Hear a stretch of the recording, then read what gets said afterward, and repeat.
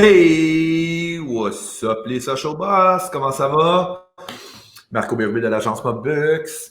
Vendredi matin, dernière journée de la semaine pour certains. Prochaine journée du week-end pour d'autres. Tout est relatif. Super content aujourd'hui. On est avec Bastien Poulain de 1642. Comment ça va, Bastien? Ça va très bien, ça va très bien. Petite histoire à propos de Bastien et moi. C'est la première fois qu'on se parle. Euh, on se côtoie sur les médias sociaux depuis des années, depuis 1 an, 2 ans. Je regarde Bastien, l'interaction qu'il fait, je regarde comment il roule sa page 1642 et tout ça. On est dans des groupes de discussion ensemble. Et je l'ai vraiment contacté sur une vibe de dire j'aime vraiment ce qu'il fait sur les médias sociaux, j'aime vraiment le message qu'il transmet. Fait que je me suis dit, ben, si je le trouve intéressant, pourquoi je ne l'invite pas pour qu'il puisse parler avec la gang de Social Boss? Fait que, ben, bienvenue Bastien.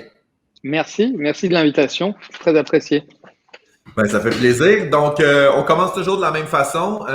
On veut savoir comment ça va. Mais avant, pour le bénéfice de tout le monde qui est dans le groupe, tu peux commencer par te présenter qui tu es, d'où tu viens, comment est venu le projet de 1642, et on part là-dessus. Puis, comment tu as vécu le début de la crise, le confinement et tout ça. Fait que la parole est à toi, Bastien. Parfait. Bon, bonjour à tous. Je m'appelle Bastien Poulain, je suis le fondateur de 1642. Et Marco, tu veux une histoire longue ou une histoire courte? Prends le temps que tu as besoin. Euh, Vous avez vu que j'ai un accent français, donc je suis d'origine française. Et ça fait bientôt maintenant 12 ans en fait que je suis au Québec. Donc c'est mon pays d'adoption. Et donc en 12 ans, il s'est passé beaucoup de choses. Je suis arrivé en octobre 2008 au Québec. Et rapidement, en fait, je me suis senti chez moi. Rapidement, c'est un sentiment de bien-être, puis de, de mentalité qui me rejoint, où je me sens comme dans un poisson dans l'eau et une volonté de vivre au Québec. Et, euh, et je pense que ça me suit pas mal dans tout ce que j'ai fait par la suite, parce que on va parler de l'achat local après. Ouais. Tu sais, quand tu te sens bien dans un endroit et que tu as le goût d'y habiter, d'y vivre et de faire une réelle démarche d'immigration, à un moment donné, il y a tout ça qui se passe dans ta tête, puis que tu te dis, qu'est-ce que je viens faire ici et qu'est-ce que j'ai envie d'apporter dans cette nouvelle terre d'adoption. J'ai fait des petits boulots et puis ensuite, j'ai travaillé dans l'hôtellerie, principalement à Montréal, dans des hôtels 4 étoiles. Et puis après, j'ai eu la piqûre de l'entrepreneuriat qui est arrivée. Juste avant les 12 ans au Québec, je suis diplômé, j'ai une maîtrise en marketing de l'université de Pau dans le sud-ouest de la France. J'ai travaillé en Chine, j'ai travaillé en Espagne, j'ai travaillé en France. Donc j'avais la piqûre de travailler à l'étranger. J'avais pas forcément la piqûre de m'installer quelque part de façon pérenne, mais là je l'ai clairement.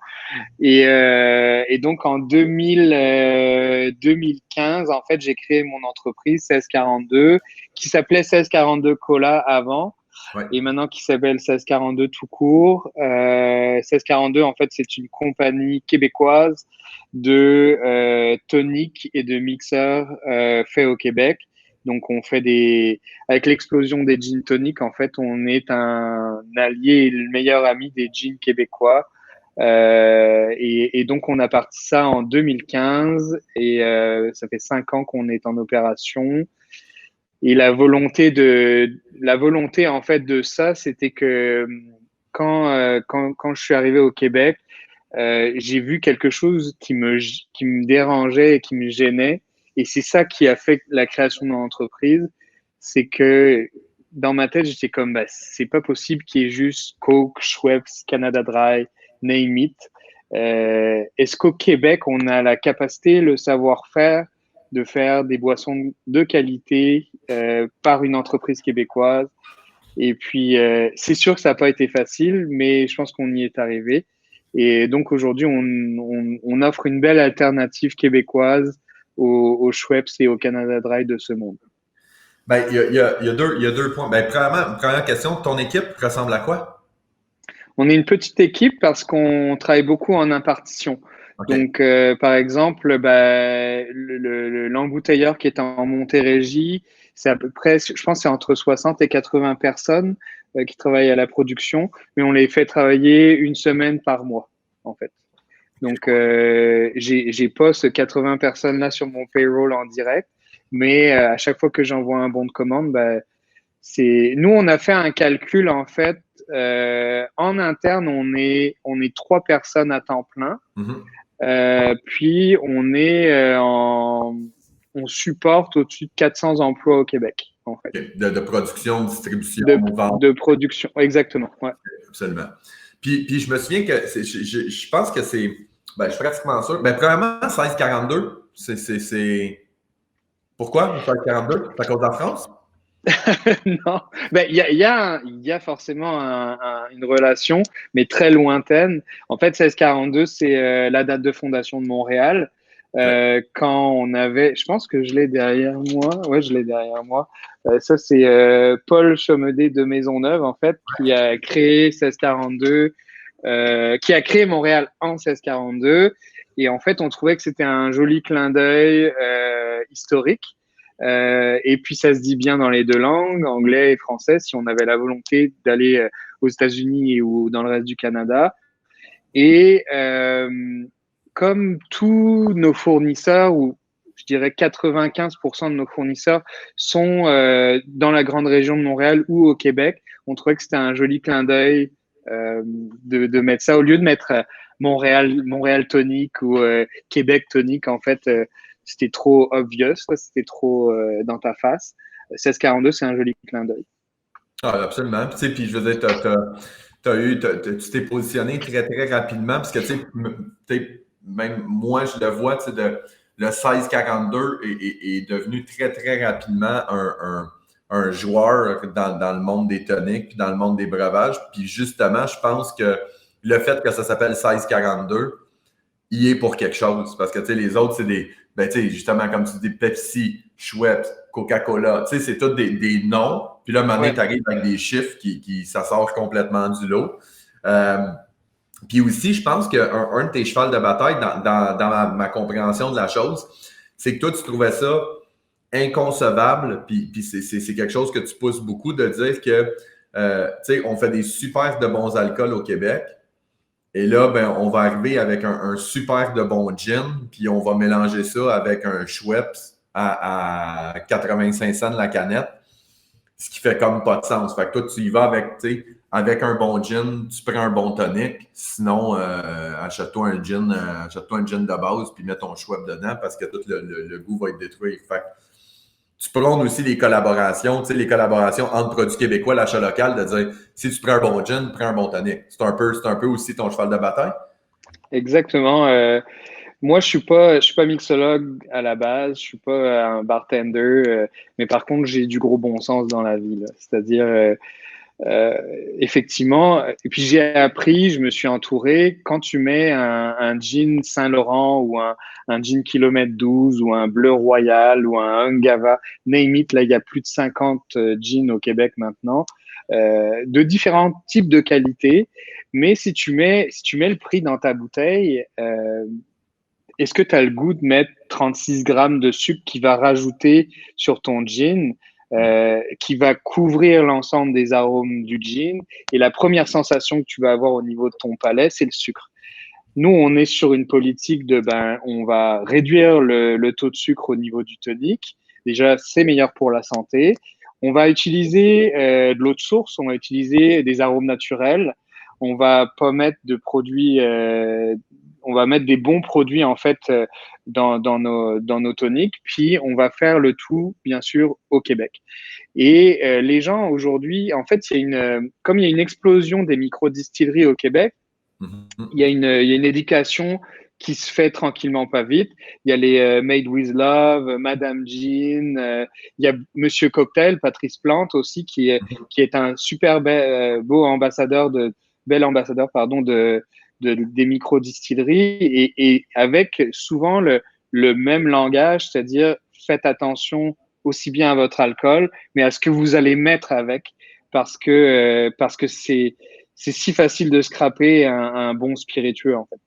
Ouais, ben absolument. Tu sais, c'est drôle parce que souvent, tu sais, la comparaison que je vais donner avec ça, tu sais, admettons quelqu'un qui se fait de la sangria, là, Ouais. il va pas mettre un vin à 35$ dans une sangria. Non, Tu puis sais, c'est correct. tu sais, mais ça fait du sens.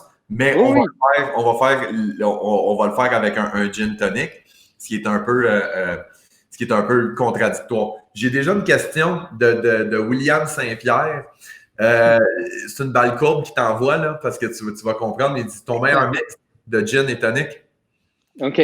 C'est difficile, tu peux pas Euh, t'encourager ou pas, mais ben, tu sais, là, ce soir, tu peux te faire un gin tonic. Tu y vas avec quoi? Le tonic, je pense que je sais que ça va. Je pense que ça va être du 16,42. J'ai le sentiment. ben, tu vois, on va en reparler des initiatives que j'ai mis, que j'ai prises en fait dès le début. C'est que comme je défends avec acharnement l'achat local, la première base que je veux te dire, c'est choisis un gin et choisis un tonic, mais fais en sorte qu'il soit fait au Québec par une entreprise québécoise. Ça va être, si la question c'est ton meilleur mix, c'est de faire ça. Aujourd'hui, on a quand même entre les sirops et les toniques au niveau du Québec, on a peut-être un choix de 8 ou 9 compagnies. Puis au niveau des distilleries, on a plus d'une cinquantaine de gins. Fait que ça, c'est la première base que j'ai envie de te dire. Après, je suis pas, comme je suis pas bartender, puis je suis pas mixologue, mais je regarde toujours si le gin est herbacé, floral ou plus dry, comme un London Dry Gin en fait. Okay. Et tous les gins ne vont pas avec tous les toniques. On essaye d'avoir un gin. Si c'est un gin qui est floral, tu peux le mettre avec le 1642 qui est plus neutre. Mais si tu as, un gin qui est très herbacé ou quoi que ce soit, c'est compliqué parce que chaque torchon trouve sa guenille, j'ai envie de dire. Et les mariages sont à chaque fois surprenants entre un tonic et un gin. Tu sais, au final, là, on met entre 3/4 ou 2/3 de tonic dans un gin tonic. Donc, t'es mieux de bien le choisir. Fait que c'est ça. J'ai envie de te dire, découvre, va avec ton palais aussi, parce que c'est pas vrai que tous les gins et tous les tonics vont te ressembler à toi. On a tous un palais qui est différent là. C'est comme, je te dirais, choisir les Ben, gens qui aiment le poisson ou qui aiment plus la viande, ben, c'est ça quoi. c'est comme le vin, en bout de ligne. Il y a du monde qui aime du Exactement. vin qui est plus boisé, plus fruité, plus sec et tout ça. Fait que je comprends, puis je vois bien, c'était une réponse qui était, je dirais, pratiquement politicien. Tu n'as pas voulu te mouiller en disant mon préféré, c'est lui. Mais je comprends, dans le fond, ce que tu dis, c'est fais des associations, fais des tests en autant que tu prennes une 1642. Mais j'aime beaucoup les sirops de Monsieur Cocktail. Il y a Coué aussi au Saguenay-Lac-Saint-Jean qui font d'excellents sirops pour tonique, des sirops de tonique. Qu'il y a d'autres on va les nommer. Hein. En Estrie, vous avez la compagnie Bull Z qui fait du tonique. Vous avez Littoral, la compagnie Norrois qui fait aussi des toniques pamplemousse et hibiscus. ouais. Il y a du choix. Et quand on voit aujourd'hui les chiffres de vente, c'est encore Canada Dry, c'est encore Schweppes qui sont les premiers. Donc, aujourd'hui, vous avez du choix. Vous pouvez consommer québécois. Est-ce que c'est une contrainte de prix? Ben, aujourd'hui, en fait, en fait, il y a une contrainte de prix et de qualité. C'est-à-dire que nous, notre compétiteur direct, c'est pas Schweppes et Canada Dry, c'est Fever Tree qui vient d'Angleterre. OK. Fever Tree, en termes de qualité, ils n'utilisent pas d'agents de conservation, des arômes naturels, du sucre naturel, de l'eau de source. Donc, si tu veux, 1642 et Fever Tree, on est un petit peu sur le même niveau de qualité. Et quand tu regardes au millilitre, en fait, 1642 est moins cher. Donc, OK. c'est toujours intéressant. Après, tu sais, Schweppes et Canada Dry sont des entreprises de plusieurs dizaines d'années d'exécution qui ont des volumes de production très importants et qui ont des leviers au niveau d'économie d'échelle qui sont très importants. Moi, j'ai 5 ans d'opération, donc on travaille très fort pour avoir des économies d'échelle et offrir des produits plus accessibles pour les Québécois. Mais ça prend du temps, ça prend des économies d'échelle, puis on n'y est pas encore. Donc, Ben, c'est ça. tranquillement. Là, parlons de la crise. On est pas mal tout unanime, là, tous les conférenciers qu'on a eus dans les derniers jours. 12-13 mars, c'est pas mal là que ça s'est passé. Euh, de ton côté, j'aimerais ça savoir quand est-ce que la crise a vraiment frappé au nez de 1642 et quels ont été les impacts positifs, négatifs qui ont découlé de ça. Euh, 12-13 mars, mi-mars, effectivement, là, ça a commencé à fesser solide. Euh, Nous, au niveau de 1642, en fait, on fait à peu près entre 30 et 35%, dépendant des mois, de notre chiffre d'affaires dans les bars, restaurants, hôtels, spas, donc des endroits où les gens se regroupent. Et du jour au lendemain, et ben, effectivement, tous ces établissements-là ferment ou ferment provisoirement.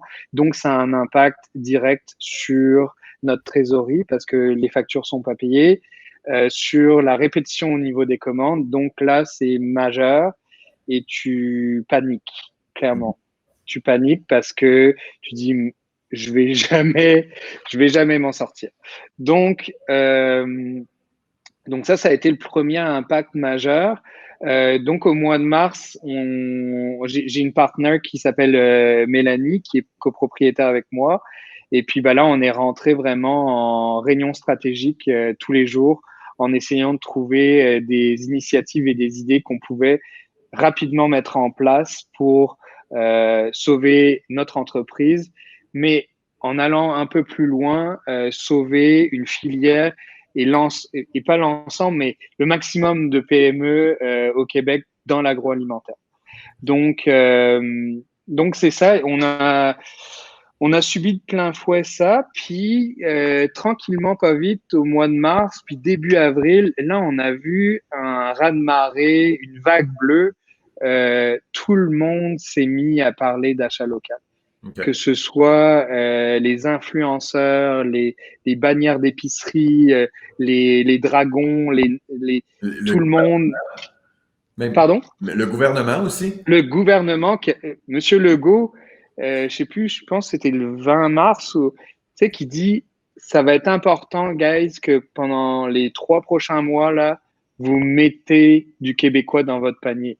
Tu sais, c'est le PM, là, il n'y a pas plus haute autorité qui envoie des messages et les messages sont suivis par 1 million de personnes chaque jour. Fait que Mhm. c'est toutes les entreprises ont compris, tous les partenaires ont dit bon, là, il va falloir qu'on le fasse pour de vrai tous ensemble. Donc c'est ça. Après, ben, est-ce que tu veux que je te parle un petit peu des initiatives qu'on Ouais, a pris? je vais te lancer mes questions, puis après ça, je vais te laisser aller. Dans le fond, moi, ce que je veux savoir, c'est, là, à partir de ce moment-là, je veux dire, bon, tu me dis 30 à 35 de ton chiffre d'affaires en bout de ligne, là, tu sais, Ouais. c'est tes clients qui ont tiré à plug parce que tout est fermé. Là, après ça, toi, tu es en épicerie. J'aimerais ça savoir c'est quoi les initiatives que tu as faites. Puis j'aimerais ça savoir c'est quoi l'impact qu'il y a eu. Je veux dire, est-ce que au niveau numérique, est-ce que tu as fait partie du panier bleu? Parce qu'il y a William Saint-Pierre qui pose la question, est-ce que tu travailles tes médias sociaux à l'interne avec une agence? Est-ce que tu as eu un site web en ligne? Est-ce que de commerce en ligne? Quelles sont les initiatives que tu as faites? Puis, si tu veux, bien évidemment, si tu veux nous partager les résultats de tout ça. Donc, tu en es où par rapport à ce que tu étais avant la crise? Ok, alors en fait, ce que je me suis dit à la base, c'est qu'il va falloir être dans l'action très rapidement et ensuite on va pouvoir établir un plan quand ça va être un petit peu plus calme. Donc là, en ce moment, on est dans la partie planification, mais dans les 2-3 premières semaines, j'étais en mode go, essaye des choses parce que c'est ça qui peut sauver l'entreprise. Donc, la première chose que je me suis dit, essaye des choses que tu n'as jamais fait. Parce que c'est pas parce que tu fais toujours la même chose. Si tu fais toujours la même chose, tu vas toujours avoir les mêmes résultats. Absolument. Donc, ce que j'ai fait, c'est que j'ai contacté le vice-président de IGA au Québec, Monsieur Saint-Laurent. J'ai contacté le vice-président de Métro, Monsieur Serge Boulanger, en direct. Et je leur ai adressé plusieurs points en leur disant, messieurs, si vous ne faites rien en termes d'épicerie, le 1er juillet, vous allez vous retrouver avec des produits uniquement de Heinz, Kraft, Pepsi et Coke, et aucune ou beaucoup de PME du Québec, ce sera terminé. Parce qu'on parle de plus de 90% de PME au Québec qui ont pas une trésorerie qui peut s'étaler sur un an, de pouvoir amortir justement une perte de revenus aussi importante. Donc, je me suis dit, je vais les contacter, je vais leur adresser des solutions. Qu'est-ce que vous pouvez faire dans vos magasins pour aider les PME du Québec? Donc, la première initiative, c'était le paiement, au lieu que ce soit en 30 ou 40 jours, payez vos PME québécoises rapidement. Mettez de l'avant les produits du Québec rapidement dans vos circulaires, dans vos magasins. Donc ça, c'était la deuxième chose. Ce qu'ils appellent, pour avoir travaillé dans l'alimentaire, les bouts d'îlots, puis les tombeaux. Puis, exactement.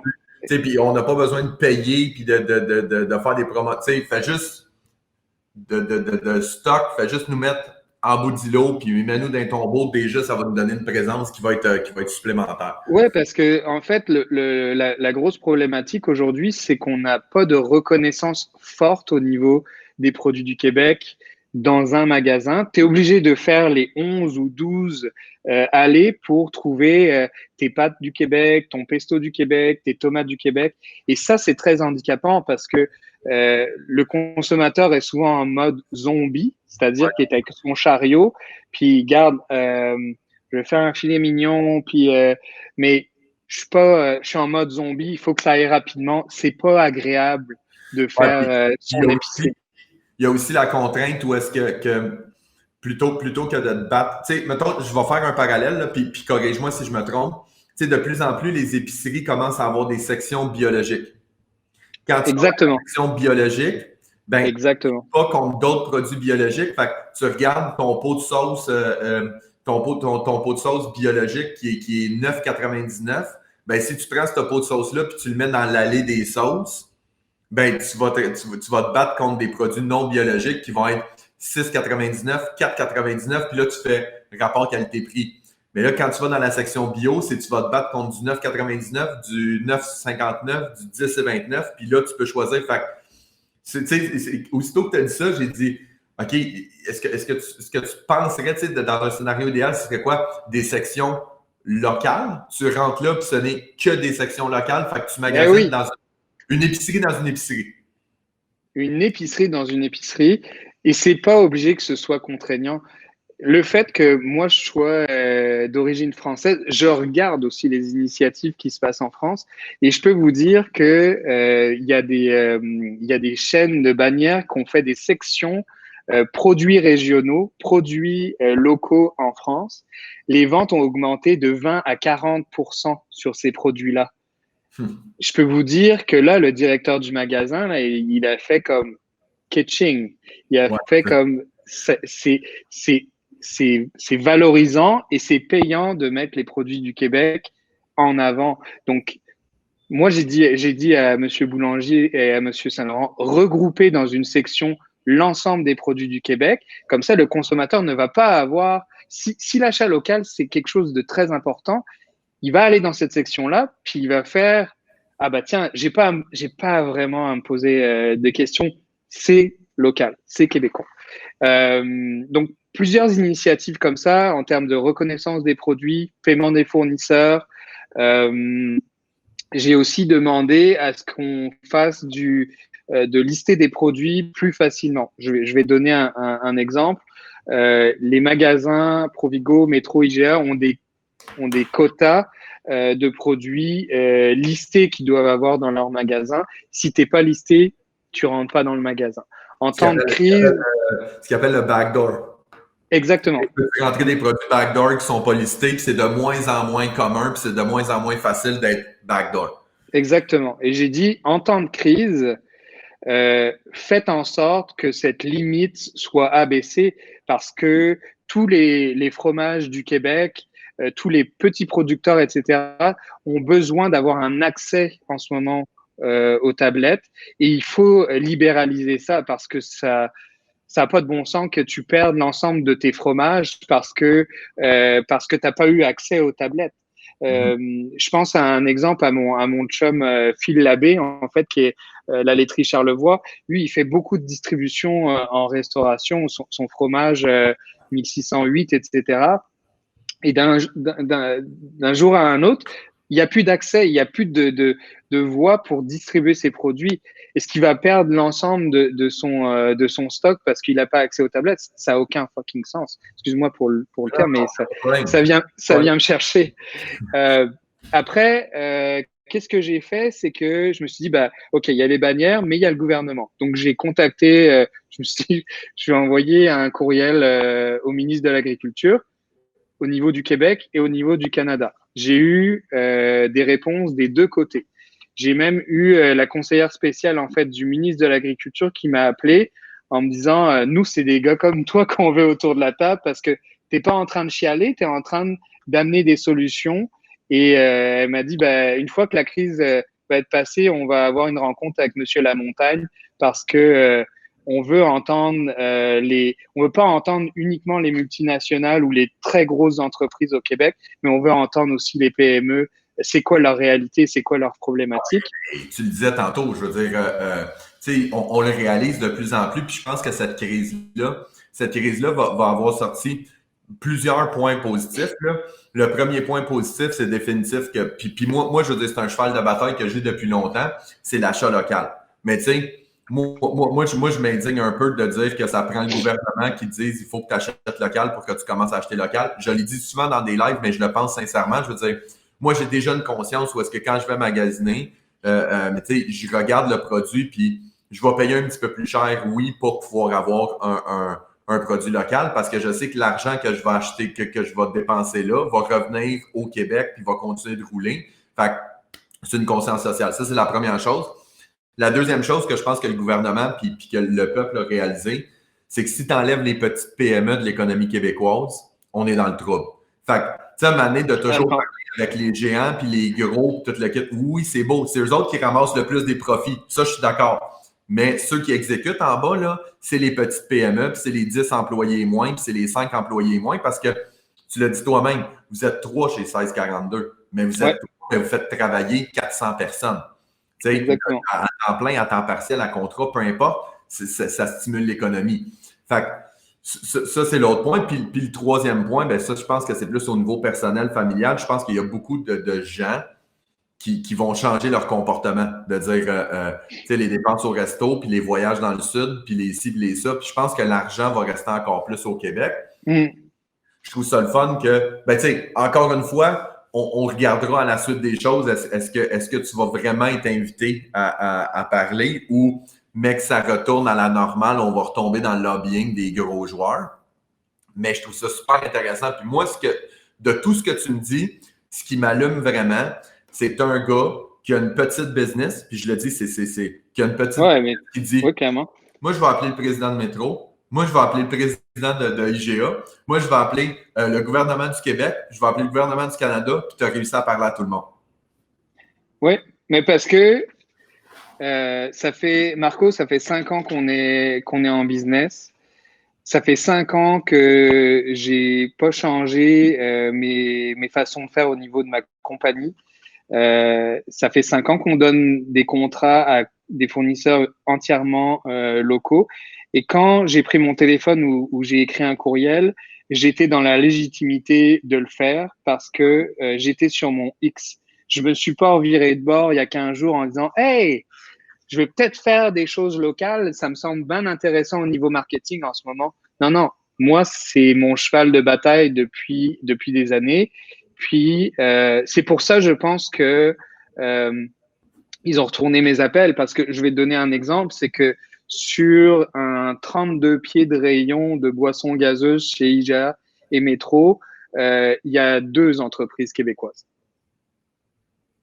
2.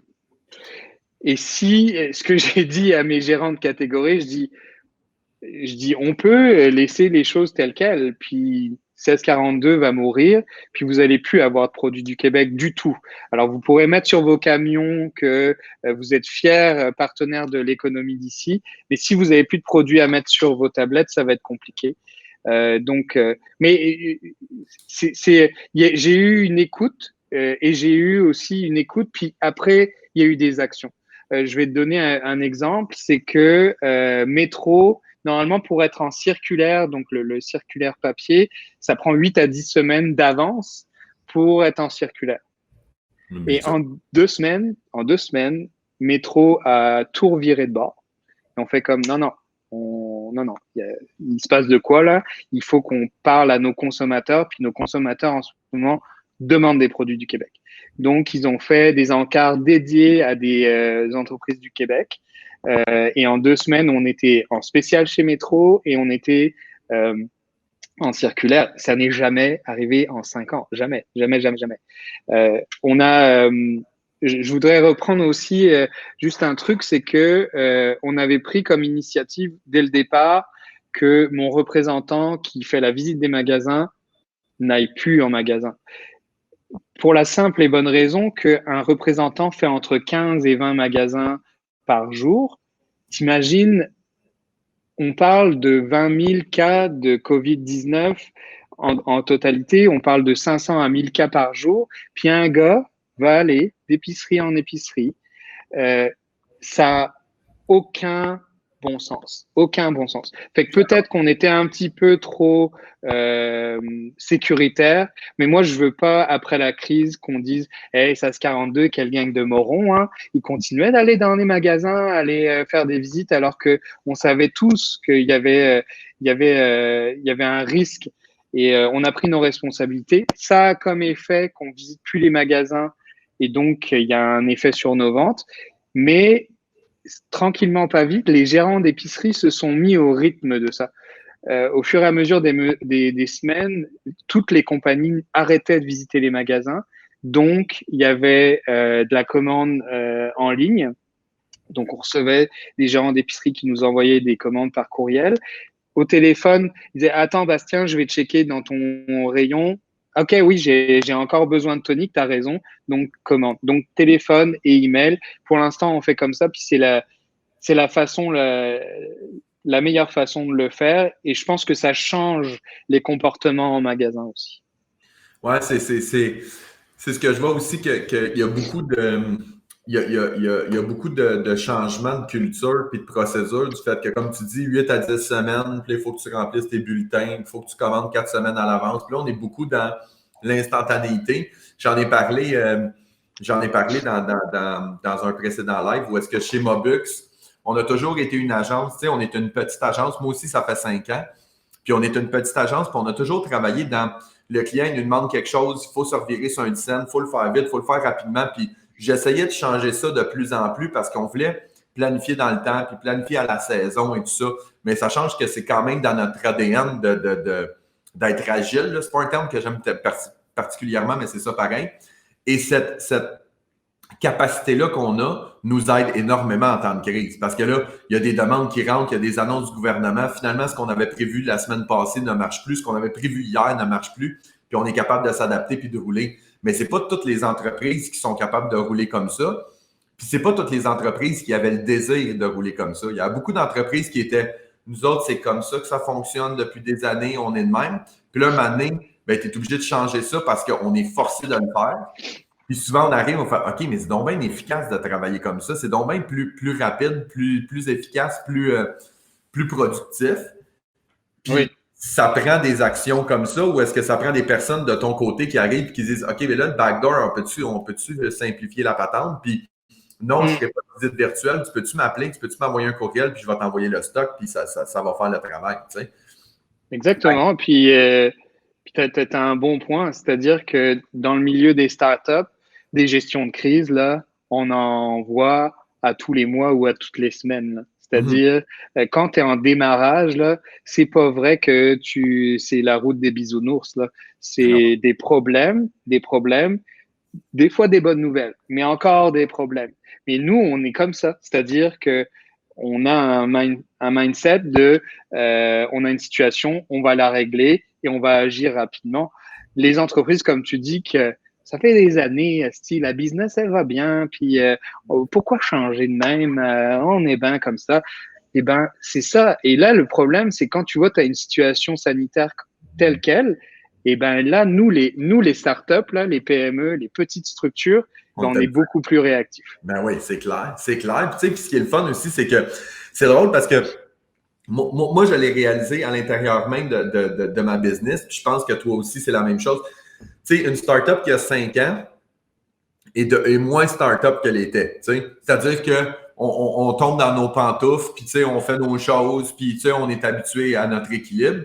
Puis tu sais, moi, mettons, je te donne un exemple des lives comme ça. Tu sais, nous autres, là, depuis que la crise a commencé, on a fait, je pense que je dois être rendu à 12 ou 15 lives que je fais. J'en ai pas fait autant dans les 5 dernières années. On a parti un podcast qui est tout simplement les audios qu'on sort là, qu'on met. On est sur Spotify, on est sur Anchor, on va être sur iTunes. On avait une formation en ligne qu'on avait montée il y a 1 an, mais qu'on n'avait pas toujours, on n'avait pas de décision, on n'avait pas pris le temps, puis on était comme, plus tard, mais que ça soit plus tranquille. Là, elle est à quelques heures, quelques jours d'être finalement lancée, d'être en ligne. De dire que en mode urgence, il y a tellement de choses qu'on pourrait faire, qu'on ne fait pas. Parce que, tu sais, on s'entend, je pense pas que dans le quotidien, enlève la crise du COVID. Je te connais pas tant, mais je suis pas sûr que tu aurais pris le téléphone pour appeler le président, le vice-président de métro, puis le vice-président d'IGA, puis tu sais, là, t'as quoi? Parce que ça aurait paru comme de l'arrogance et un court-circuitage de 4 niveaux de hiérarchie. C'est-à-dire mon gérant de catégorie, le directeur de la mise en marché, le vice-président et le président. C'est pas correct de faire ça. Mais là, si tu veux, et le message, c'était pas, j'ai pas envie de vous court-circuiter, guys, mais j'ai envie que le message se rende au plus haut pour que ça redescende au plus bas rapidement. Puis après, quand j'ai parlé avec Monsieur Saint-Laurent, quand je lui ai envoyé un courriel, il m'a mis avec le directeur de la mise en marché directement. On a pu parler. J'ai pas pu parler uniquement que de ma gueule. J'ai parlé de plusieurs entreprises. Plusieurs entrepreneurs m'ont appelé. J'ai mis un post Facebook en disant je parle à Sobase à 14h demain après-midi. Si vous avez des enjeux, des problématiques, venez me les adresser. Je vais en parler. Et c'est ce que j'ai fait. Après, c'est sûr que c'est des grosses machines, donc toutes les recommandations que j'ai faites n'ont pas pu être mis tout de suite, mais il y a eu Sobase a réduit à 15 jours le paiement des fournisseurs locaux. C'est énorme en termes de trésorerie.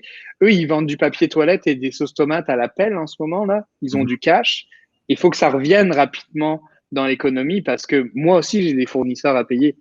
Ouais. Donc c'est ça qui est important. Après, au niveau, ce qui a été aussi quelque chose de fondamental, c'est les gens ne voulaient pas aller en épicerie forcément et faire de la commande en ligne et faciliter l'achat en ligne. Donc, nous, on était déjà sur le site de IGA.ca et Metro.ca.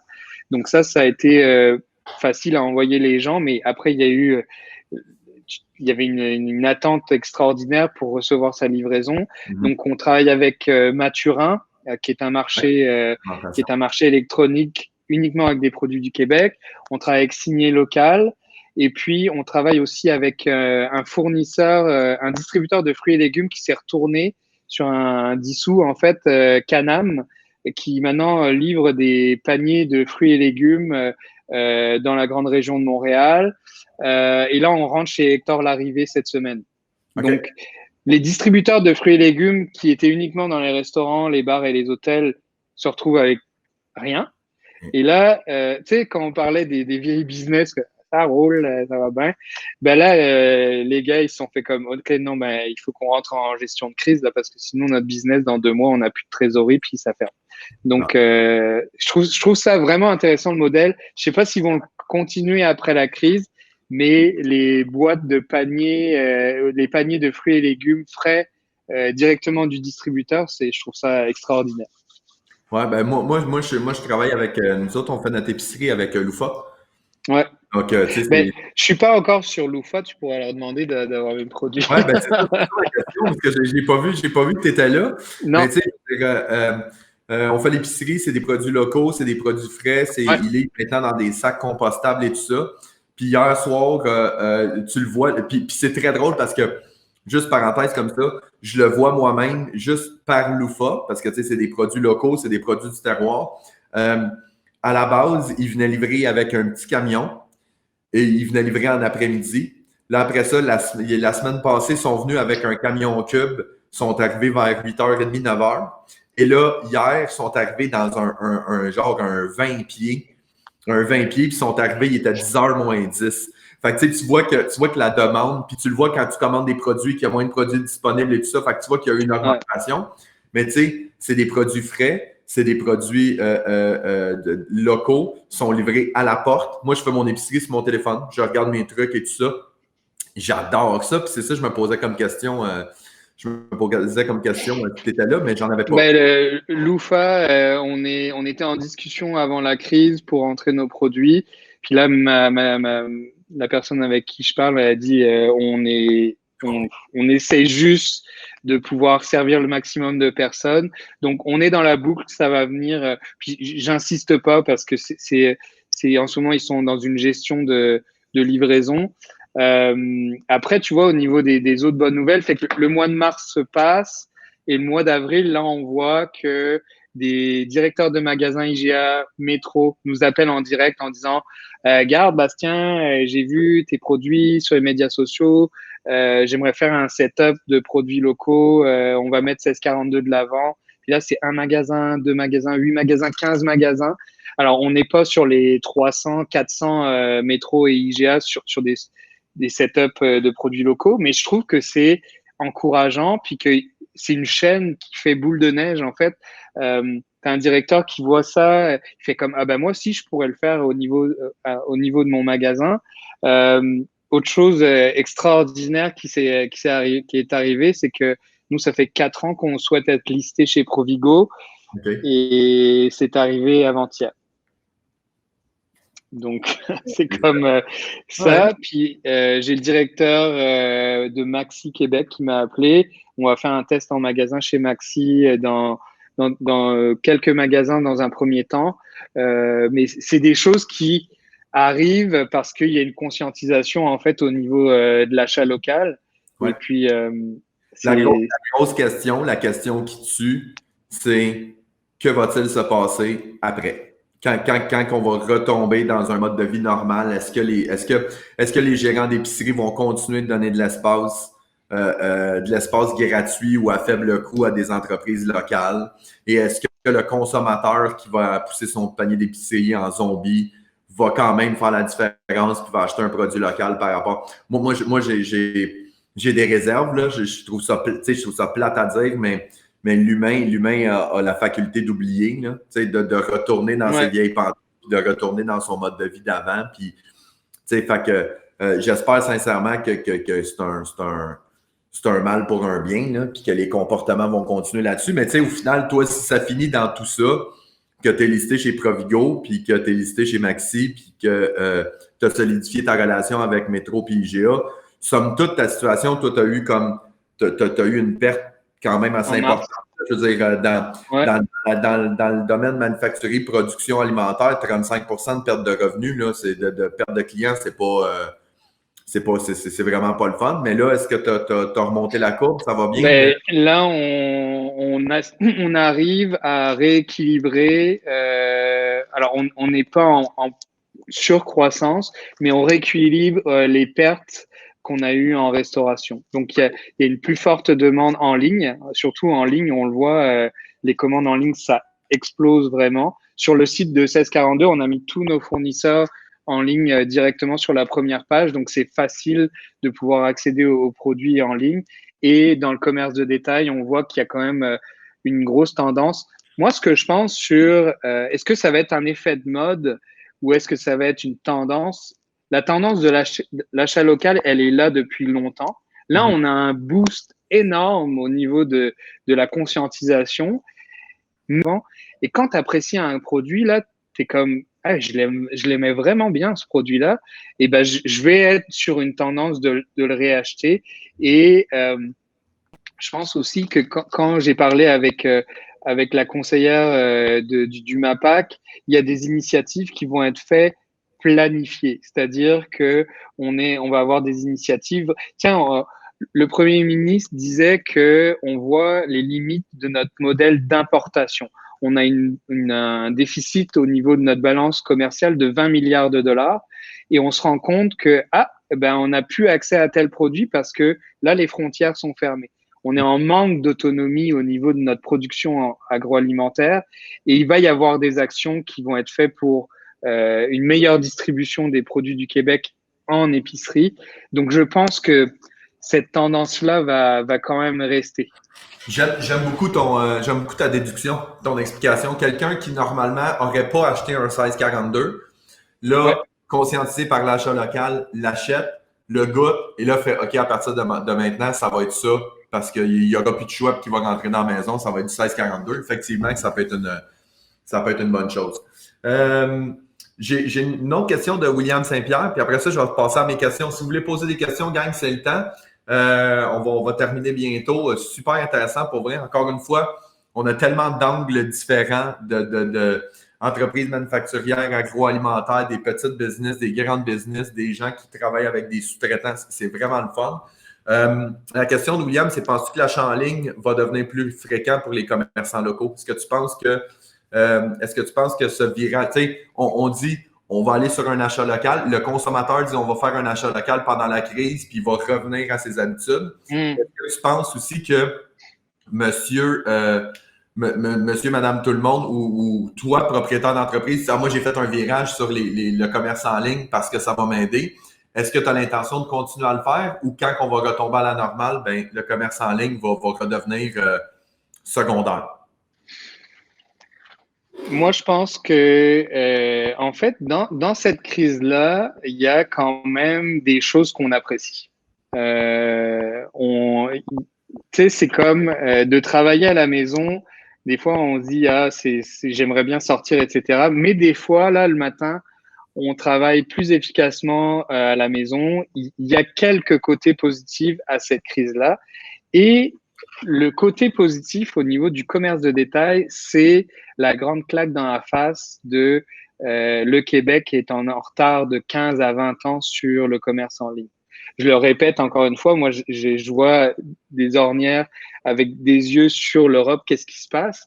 L'Europe, au niveau du commerce en ligne, est très, très en avance par rapport à l'Amérique du Nord et c'est une tendance qui va rester. Les gens vont avoir apprécié leurs services en ligne pendant la crise. Et à mon avis, il y a quand même une grande partie de gens qui vont continuer parce qu'ils trouvent ça pratique, ils trouvent ça facile, ils trouvent ça abordable. Et ce qui est le fun, c'est qu'aujourd'hui, on a quand même de plus en plus d'éventails de commerçants qui se mettent sur l'achat en ligne. Donc, on a du choix. Fait qu'on n'est pas juste pogné avec une seule solution, on a du choix. Et puis, je crois fermement que les bannières IGA Métro et IGA vont investir massivement parce que quand tu vois les premiers jours où IGA.ca était buggé, il y avait un message d'attente. Métro, ta livraison, c'était 15 à 20, 15 jours pour ta livraison. Tu sais, il y a des gens chez Métro IGA qui étaient comme, on est en train de perdre des clients, on est en train de perdre des ventes et on donne un mauvais service à notre clientèle. Donc moi, je pense réellement que ça va aider. Puis au niveau de tous les artisans et commerçants locaux, eux, ils ont vu peut-être une façon, une débouchée de faire du business au lieu juste d'aller faire des marchés ou faire des salons. Ils ont découvert des plateformes en ligne faciles. Non, absolument. Puis je suis persuadé qu'il y a des entreprises qui se disent, ah, faudrait qu'on soit en ligne, faudrait qu'on soit en ligne, faudrait qu'on soit en ligne. Clairement. Puis là, finalement, en dedans d'une semaine, 2 semaines, ben, ils disent, OK, let's go, on part. Puis moi, je parle souvent de la plateforme en ligne. Tu sais, as une plateforme qui est Shopify, là, qui est comme la plus simple, qui reste locale du fait que ça vient d'Ottawa. Tu sais, c'est un produit qui est canadien quand même. Puis je veux dire, c'est facile d'avoir une plateforme en ligne qui est très, très rapide. Mais ce qui est encore plus intéressant c'est ce que tu as fait, c'est de dire il y a des regroupements qui ne font que ça. Tu sais, fait que d'arriver puis de dire, tu sais, t'as Cookit qui l'a offert, où est-ce que tu peux rajouter tes produits en ligne, t'as Mathurin qui peut te permettre de le faire aussi. Fait que, tu sais, il y a de plus en plus d'options, mais c'est juste qu'à un moment donné, tu sais, comme on disait, tu sais, t'es dans ta routine, puis là, quand tu ouvres tes œillères, tu réalises que ça peut être super intéressant. Il y a juste un petit point, juste 2 secondes. Il y a une question qu'on me pose souvent, qui est très récurrente, c'est quoi l'achat local pour toi? Et j'aime beaucoup ce qu'a dit Alexandre Taillefer dans une entrevue dernièrement, c'est que tu as le bleu foncé, le bleu royal, là, le bleu presque nuit, là, puis tu as le bleu pâle. Puis entre le bleu foncé et le bleu pâle, tu as différents types de couleurs et c'est ça l'achat local. Un produit, pour les nommer Coca-Cola, sont fabriqués au Québec, mais appartiennent à un siège social qui est à Atlanta. On peut s'entendre tous, la gang, pour dire c'est bleu pâle. 1642, c'est peut-être le plus bleu foncé que tu peux trouver. C'est ça l'achat local selon moi. Ben, c'est drôle parce que j'avais vu des messages sur les médias sociaux puis je trouvais ça très drôle parce qu'il y avait des gens qui parlaient des bannières, qui disaient métro, c'est local, Super C, IGA, tu sais, puis là, de dire ça appartient à l'Obloc, tout le kit. Mais moi, j'étais comme, ouais, je suis bien d'accord, mais si tu rentres dans cette épicerie-là, peu importe la bannière, puis que tu achètes des produits américains, puis que tu achètes des produits, je veux dire, c'est pas plus, tu sais, je suis d'accord avec toi que l'achat local a une subtilité, puis en même temps, on a aussi une dépendance à tout ce qui est les produits, tu sais, l'importation, on n'a pas le choix. Puis il y a des entreprises, puis je vais citer comme exemple, j'ai Justine Alexandre d'Espace Blanc de Blanc. Ben elle vend des robes de mariée. Ben inévitablement qu'il y a beaucoup de robes de mariée qui viennent de l'extérieur du Canada. Il n'y a pas assez de demandes pour être capable de dire que québécois et tout ça. Mais il y a quand même une expertise qui est québécoise, puis il y a quand même un service, puis ça fait travailler des employés du Québec, même si peut-être que là, on serait dans le bleu un petit peu plus pâle, on n'est pas dans le bleu foncé, mais ça reste que c'est de l'achat local quand même. J'aime beaucoup la spécification de ta part. Question de Jean-Simon Bélanger. Il dit, désolé si ça a été dit, mais je pense que ça vaut la peine d'y revenir, c'est est-ce que tes ingrédients qui composent les toniques 1642 proviennent d'achats locaux? Et s'il y en a qui ne proviennent pas d'achats locaux, est-ce que tu as une dépendance au niveau de tes importations de tes matières premières? Merci pour la question. Jean-Simon, c'est ça? Oui, Jean-Simon. Nous, comment c'est fait? En fait, 1642, on est embouteillé en Montérégie. Les étiquettes viennent d'Anjou avec Label Link. Les 4 packs viennent de Cascade, une entreprise montréalaise. Les arômes viennent de Brossard, qui est faite par une entreprise qui s'appelle Belle Fragrance. Les arômes, comme nous, on utilise le cassia, en fait, qui est une plante comme la quinine, amère, mais plus douce. Et effectivement, l'acacia ne pousse pas au Québec, donc on est obligé de l'importer. Donc, effectivement, sur certains ingrédients, on est dépendant de l'importation parce qu'on ne fait pas les choses, on ne trouve pas d'équivalent au Québec. Mais je peux vous dire que j'ai fait un schéma que j'ai partagé sur mon LinkedIn puis sur mon Facebook où on mettait toute l'arborescence de nos fournisseurs québécois. Et je peux vous dire que ça représente quand même beaucoup de gens au niveau. Et c'est ça qui est le fun, c'est que on a moi, c'est pas un numéro Inc. quand j'appelle dans une entreprise, c'est José. Salut José, puis on se connaît, puis on s'est vu, puis c'est ça aussi l'achat local, c'est que c'est des circuits courts et on connaît notre monde. Ah, absolument. Je suis d'accord. Tu sais, c'est comme si quelqu'un proteste parce que t'achètes des bananes qui sont pas locales. Effectivement. C'est ça. Tu sais. Fait Effectivement. que, ben, super intéressant. Je finis avec mes questions. Puis s'il y a d'autres Oui. questions qui pop pendant ce temps-là, je la pose à toutes mes invités. Je te la repose encore. Si tu n'avais qu'à choisir un média social à partir de maintenant, ce serait lequel et pourquoi? Au niveau personnel, c'est Facebook, clairement. Tu sais, j'ai 36 ans, puis je suis plus né avec Facebook qu'avec TikTok et Snapchat. Donc Facebook, c'est là où j'entretiens mon réseau amical, vraiment un peu professionnel, mais vraiment amical. C'est donc Facebook et professionnel, c'est LinkedIn. C'est là où j'ai le plus d'impact en fait sur mon réseau. OK. Intéressant. Prochaine question. Suggestion de lecture, podcast, euh, émission, Netflix, peu importe. Ça peut être Ouais. personnel, ça peut être professionnel, mais vas-y. Puis dans le fond, ce que tu me donnes comme lien, moi je les prends en note, puis après ça, je vais les publier en lien dans le live pour que les gens ils puissent les consulter et tout ça. Alors quelque chose que j'écoute quand même, c'est assez drôle, mais François Lambert, il commente l'actualité le matin et le soir.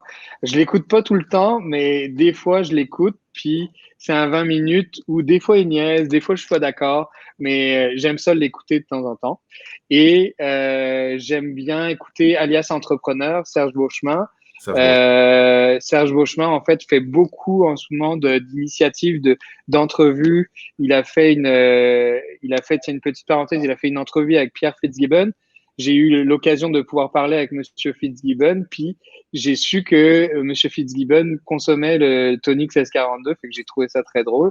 Mais il fait beaucoup d'initiatives d'entrevues sur le Québec Inc. après crise, l'achat local, fait que je trouve ça très intéressant. Ben, puis, parenthèse comme ça, quand j'ai décidé de faire le bootcamp virtuel, j'ai contacté plein de monde, puis je me suis dit, si le bootcamp il dure 2 semaines, il dure 2 semaines. J'ai parlé avec François Lambert, j'ai parlé avec Serge Beauchemin, et les deux avaient de l'intérêt à participer. Ils disaient, ça me tenterait, mais ils ont tellement des horaires chamboulés et tout ça. Ouais. Ils me l'ont dit, là, je veux dire, je vais continuer de faire des podcasts à toutes les semaines, ben, des lives à toutes les semaines, ne serait-ce qu'un ou deux, et, et ils vont venir. Ils vont venir, ils sont ça. Parfait. Puis On aime François ça. Lambert, sincèrement, j'hésitais, j'étais comme, yeah! Mais tu sais, François Lambert, c'est parlant bien, parlant mal, parlant-en, il y a toujours, il polarise les gens, il y a des gens qui le détestent, il y a des gens qui l'adorent, mais son message fait très souvent du sens. Fait que, ouais, je suis d'accord avec tes recommandations de podcast ou d'émissions d'actualité. Lecture, est-ce que tu lis? En ce moment, pas beaucoup, mais si j'avais une lecture, il y a, je me rappelle plus du titre, mais c'est modèle Canva, le modèle Canva. Ouais, je l'ai acheté, qui a été fait par des gens Ouais, du HEC. c'est Et, ça. Ça, ben, c'est super c'est- pratique en ce moment là, de faire reviens-toi sur une scène, valide ton profil c'est et tout ça. ça. Il est à la maison, là, je vais quand même le BMC, je vais le partager. J'ai trouvé ça super Et intéressant. puis, Start with Why aussi. Start with Why, Simon Sinek, Étienne Boulay nous l'a recommandé. Ça Ça, fait 2 fois qu'on s'est c'est recommandé. ça, Je l'ai c'est reçu. un fondamental.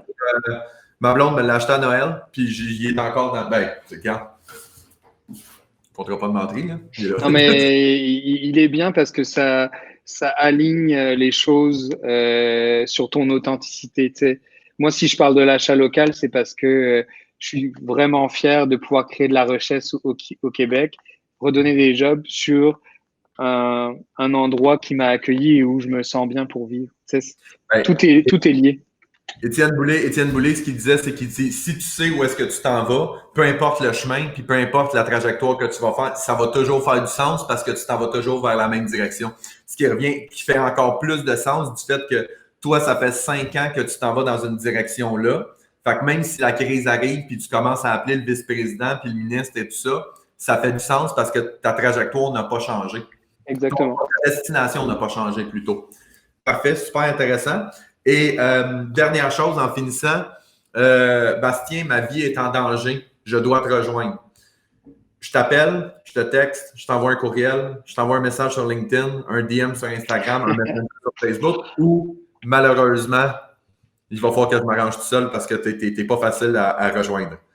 Là, j'ai bloqué mes notifications sur mon cell pour les messages parce que c'était un peu trop intense parce que dernièrement, en fait, je suis administrateur du groupe Fait au Québec Achat Local. Il y a 136 000 personnes là-dessus. C'est beaucoup de monde. Et là, j'ai une équipe de modérateurs que j'ai mis en place depuis une semaine. On est 8, mais au début, c'était vraiment très intense. Donc, le meilleur moyen, c'est de m'appeler. Ah oui, OK. C'est intéressant. La majorité des gens sont comme. Ils considèrent maintenant que l'appel, c'est une invasion de la vie privée. Mais au moins, c'est correct. Si ma vie est en danger, je t'appelle, puis c'est le moyen le plus efficace de te rejoindre. Si ta vie est en danger, appelle-moi, tu vas avoir une réponse. Ouais. Merci beaucoup, Bastien. Super intéressant. Ce que je te propose, je l'ai proposé aux autres et je te lance l'invitation. Je vais refaire un bootcamp virtuel avec exactement les mêmes conférenciers, mais probablement à l'automne, pour être capable de voir. On s'est parlé pendant la crise, on se reparle quelques mois plus tard pour voir où est-ce qu'on est rendu. Puis je pense qu'avec toi, ça va être encore plus intéressant parce qu'on va regarder si la tendance de l'achat local se maintient. Ouais, exactement. Croissance. Fait que merci beaucoup. Je te souhaite un bon week-end et merci encore une fois pour ta présence. Merci beaucoup à toi pour l'initiative, c'est très apprécié. Yes. À très bientôt. Bonne journée tout le monde.